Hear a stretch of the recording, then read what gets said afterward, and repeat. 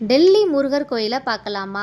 கல்யாண நாளைக்கு சாமி கும்பிட்டு வரலாம் அப்படின்னு சொல்லிட்டு ஒரு ஈவினிங் ஒரு 6:30 போல் நாங்கள் முருகர் கோயிலுக்கு வந்திருந்தோம். டெல்லி முருகர் கோயில் வந்து பார்த்திங்கன்னா ரொம்ப ராசியான ஒரு கோயில் அப்படின்னே சொல்லலாம். நாங்கள் இங்கே வந்து 3 வருஷம் வந்து கல்யாண நாள் கொண்டாடிட்டு இருக்கிறோம். ஒவ்வொரு வருஷமும் இந்த கோயிலுக்கு வருவோம். எங்கள் வீட்டில் யாருக்கு பிறந்தநாளாக இருந்தாலும் சரி, எங்களோட கல்யாண நாள், தீபாவளி, பொங்கல் அப்படின்னு எந்த நல்ல நாளுக்கு இருந்தாலும் இந்த கோயிலுக்கு வந்து சாமி கும்பிட்டா தான் எங்களுக்கு மன நிறைவாக இருக்குங்க. இன்னைக்கு சாமி ராஜ அலங்காரத்தில் இருந்தாங்க. நல்ல மன நிறைவாக மகிழ்ச்சியாக சாமியை கும்பிட்டு வந்தாச்சு. அப்புறம் சாமி கும்பிட்டு வந்த உடனே கொஞ்சம் நேரம் சன்னிதானத்தில் உட்காந்துட்டு தான் வரணும் அப்படின்னு சொல்லுவாங்க. அது ஏன் எதுக்குன்னெலாம் எனக்கு தெரியாது. ஆனால் நான் எந்த கோயிலுக்கு போனாலுமே சாமி கும்பிட்டு கையோடையே அங்கே கொஞ்சம் நேரம் உட்காந்துட்டு மன நிறைவாக கொஞ்சம் நேரம் பேசிட்டு அப்புறம் தான் வீட்டுக்கு கிளம்புறது வழக்கம். அதே மாதிரி இந்த கோயில்லையுமே நல்லா உட்காந்து சாமி கும்பிட்டு வந்தாச்சுங்க. ஆனால் என்னோட பர்சனலாக ஒரு விஷயம் நான் உங்கள் கூட ஷேர் பண்ண ஆசைப்பட்றேன்.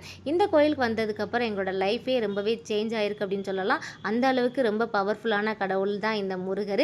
உங்களுக்கு பிடிச்ச கடவுள் யார் அப்படின்னு சொல்லி மறக்காமல் கமெண்ட் பண்ணுங்கள். அப்புறம் இன்றைக்கான கல்யாண நாள் வாழ்த்துக்குரிய அனைவருக்கும் எங்களோட நன்றியை நான் தெரிவிச்சுக்கிறேன். ரொம்ப நன்றி.